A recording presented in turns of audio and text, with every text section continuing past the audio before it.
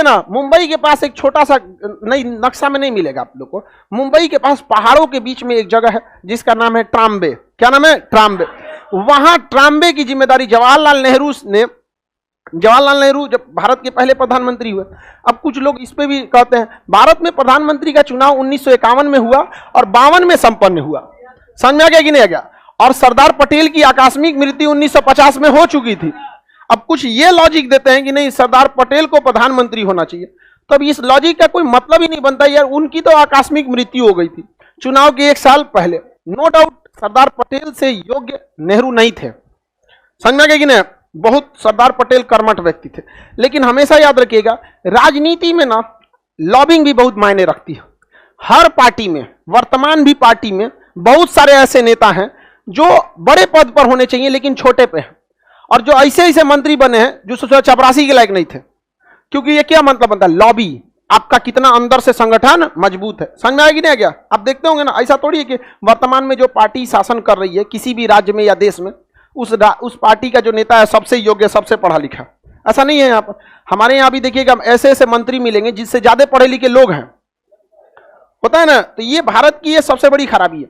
तो सरदार पटेल की आकस्मिक मृत्यु हो गई। अगर सरदार पटेल प्रधानमंत्री होते ना, अभी कुछ और ही होता। और यूएनओ में हम गारंटी दे रहे हैं मुकदमा चलता, पाकिस्तान किया रहता कि लाहौर वापस कर दो। आज पीओके पे बात हो रही है ना, वो इंसान लाहौर तक घुस गया रहता वहां पे, समझ में गया? जिन्ना को घुटना टेकवा देता। लेकिन देखिए भारत के साथ प्रकृति भी खेल जाती है। मतलब सरदार पटेल आकस्मिक मृत्यु हो गई, समझ में आ गया कि नहीं आ गया? महात्मा गांधी मार दिया वहां पे। इंटरनेशनल लेवल पे गांधी के बात का बहुत वैल्यू था। आप भले गरिया लीजिए भारत में, बस भारत के बाहर नेतृत्व कर लेते थे महात्मा गांधी।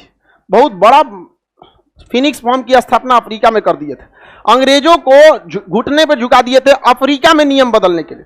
तो वर्ल्ड लेवल पे देखेंगे ना, गांधी जी का प्रभुत्व बहुत ज्यादा था। गांधी जी जब जेल में गए थे ना, तो अमेरिका का राष्ट्रपति बोला था गांधी जी को छोड़ने के लिए। पावर समझ रहे हैं?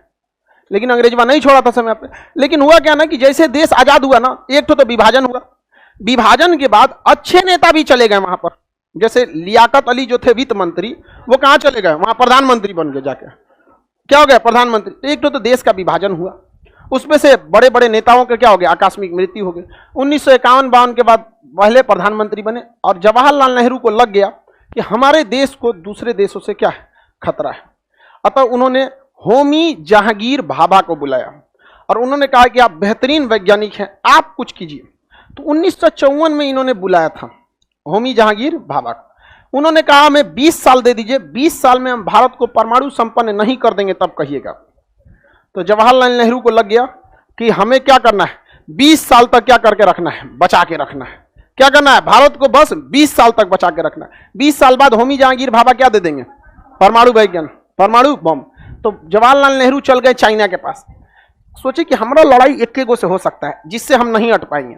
उस समय हमारी स्थिति चाइना से कमजोर थी, समझा गया?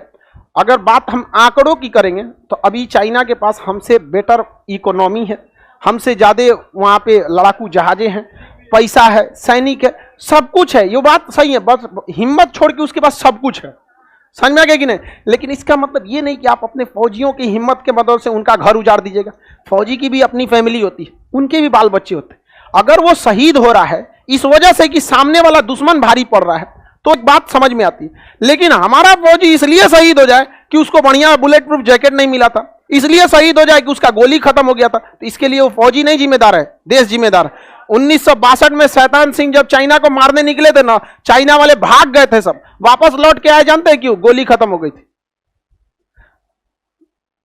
शैतान सिंह जो थे वहां पर बंदूक के आगे संगीन निकला रहा था, उससे मारे थे।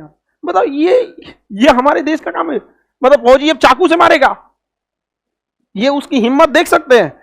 मार पूरा गोली लगा हुआ है, मार को। तो ये गड़बड़ है। तो नेहरू चले गए कहां पे? चाइना के पास। उनको लगा कि चाइना से एक समझौता कर देते हैं कि ना तुम हम पे हमला करोगे ना तुम हम पे हमला करो। यहां नेहरू से गलती हुआ।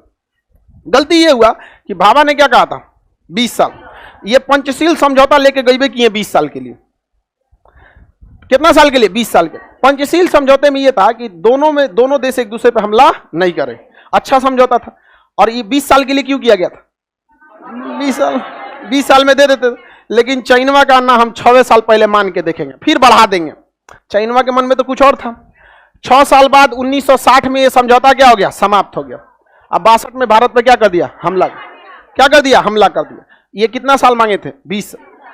इनकी ख्याति होमी जहांगीर भाभा की इतनी जबरदस्त थी, पूरा यूरोप दहल गया था कि ये इंसान भारत को सुपर पावर बना देगा। उस समय अमेरिका, ब्रिटेन, फ्रांस के पास जितने ताकत का परमाणु बम था ना, उससे कहीं ज्यादा पावरफुल होमी जहांगीर भाभा बना रहे थे। इन्हें सम्मान देने के लिए यूरोप वालों ने बुलाया था, आइए आप यूरोप में अपना भाषण दीजिएगा, और जहाज लड़वा दिया सब इनका माउंट ब्लांक पर्वत पर। और हमारे होमी जहांगीर भाभा का केवल हाथ आया था, पूरा शरीर खत्म हो गया था। डीएनए टेस्ट से पता चला था उन्हीं का हाथ है।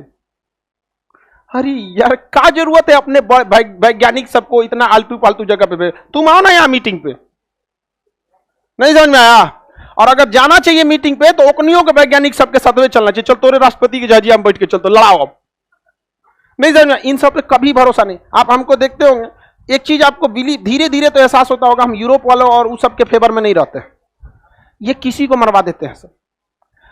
आज भारत पाकिस्तान की लड़ाई हम जितना लड़ ले, जितना गरिया दे जिन्ना को, अगर माउंट बेटन सही नहीं किया रहता, विभाजन हो जाता। अरे थोड़ा मारधार होता, दंगे फसाद होते, रहते तो यहीं पे ना। लाख गरिया लीजिए आप जिन्ना को, लाख गरिया लीजिए इसको, लेकिन सारा प्लानिंग लंदन से रची गई थी कि जिंदगी भर लड़ाएंगे और जिंदगी भर हथियार बेचेंगे। समझ में आएगी नहीं क्या? और जिन्ना को यह बात जब पता चली तो ये सब जानबूझ के जिन्ना को मरवाए थे सब। जिन्ना को 28 दिन में टीबी पता चला, टीबी है, 35 दिन बाद मर गया। ये कौन टीबी है जी? इतना खतरनाक तो HIV नहीं होता है। 35 दिन में टीबी से मर गया। टीबी से आदमी 10-10 साल झेल के मरता है। ओके, पता चल रहा है कि टीबी है, मर गया।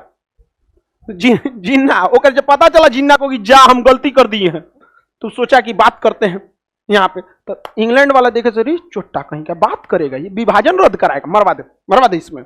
वहां पे मरवा दिया। यहाँ पर हमारा जो भी टुकड़ा हुआ ये सब किसने कराया है? सब अंग्रेजों ने। लेकिन क्या है ना कि हम लोग टुकड़े के बाद अंग्रेज इतना लड़ा दिए सब ना कि उसके ऊपर हम लोग नहीं सोच पाते। समझ रहे हैं कि नहीं? वरना हम तो म्यांमार से शुरू होकर कहां तक जाते थे, अफगानिस्तान तक। हम लोग का वहीं तक हइयो है यहाँ पर। नहीं समझ में आया?